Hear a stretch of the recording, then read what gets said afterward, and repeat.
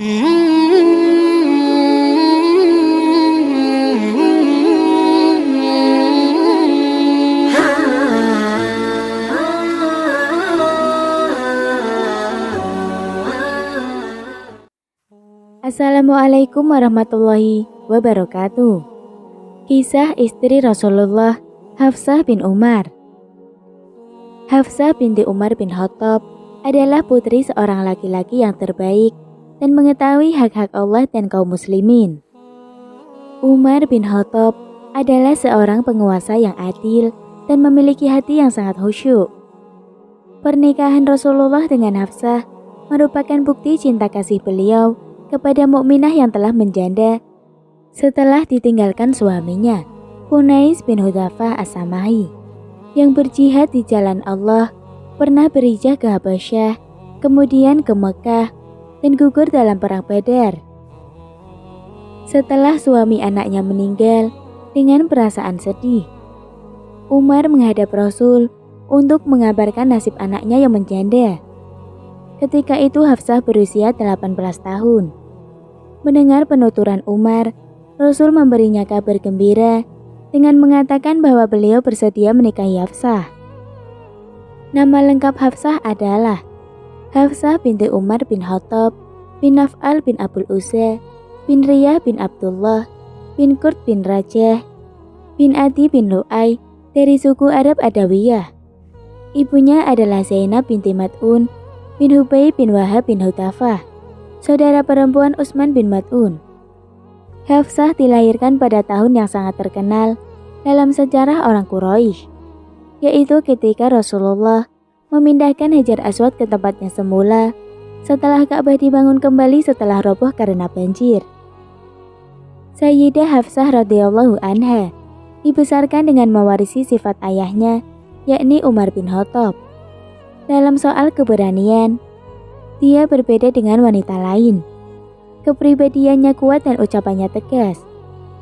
Aisyah melukiskan bahwa sifat Hafsah sama dengan ayahnya. Kelebihan lain yang dimiliki Hafsah adalah kepandaiannya dalam membaca dan menulis. Padahal ketika itu, kemampuan tersebut belum lazim dimiliki oleh kaum perempuan. Hafsah tidak termasuk ke dalam golongan orang yang pertama masuk Islam. Karena ketika awal-awal penyebaran Islam, ayahnya yakni Umar bin Khattab masih menjadi musuh utama umat Islam hingga suatu hari Umar tertarik untuk masuk Islam. Ketika suatu waktu Umar mengetahui keislaman saudara perempuannya, yakni Fatimah dan suaminya Sa'id bin Zaid, dia sangat marah dan berniat menyiksa mereka.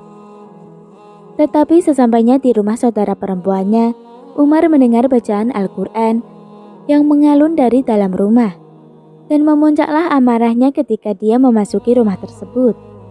Tanpa ampun, dia menampar mereka hingga darah mengucur dari kening keduanya. Akan tetapi, hal yang tidak terduga terjadi.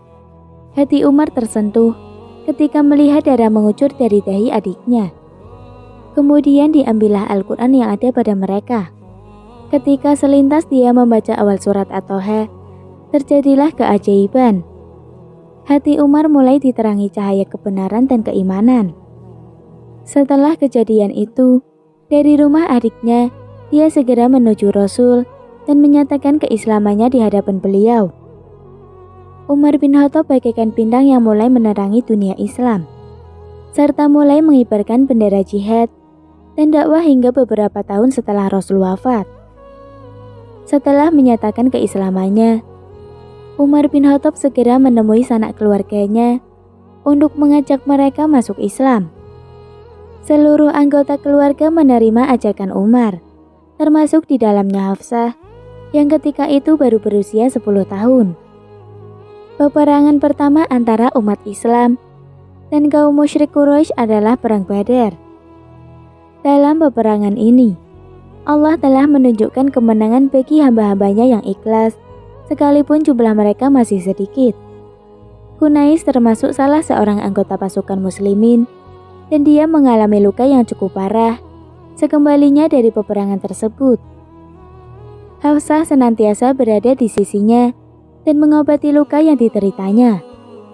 Namun Allah berkehendak memanggil Kunais sebagai syahid dalam peperangan pertama melawan kebatilan dan kezaliman, sehingga Hafsah menjadi janda.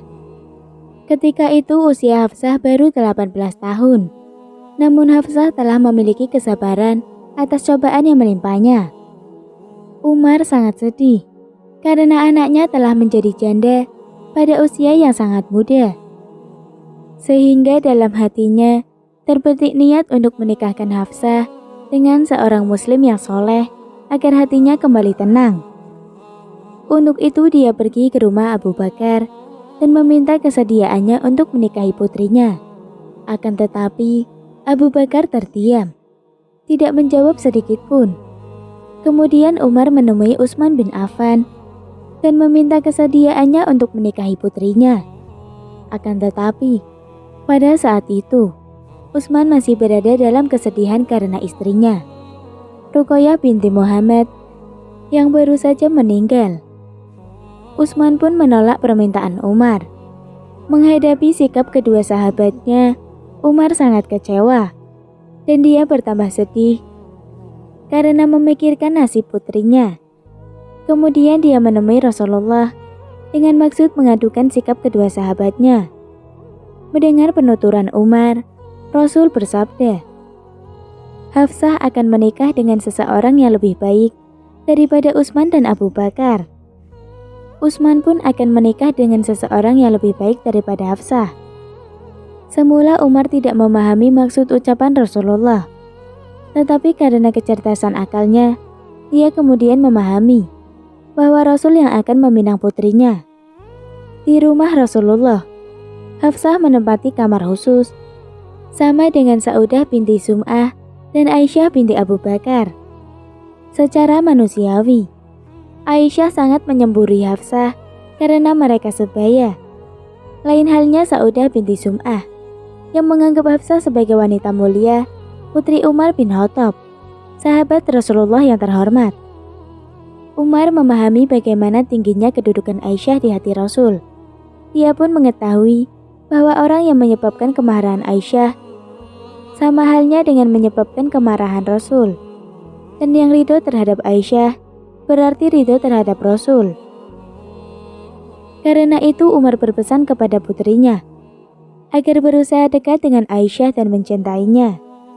Selain itu, di antara mereka berdua tidak terjadi perselisihan. Akan tetapi, memang sangat manusiawi jika di antara mereka masih saja terjadi kesalahpahaman yang bersumber dari rasa cemburu.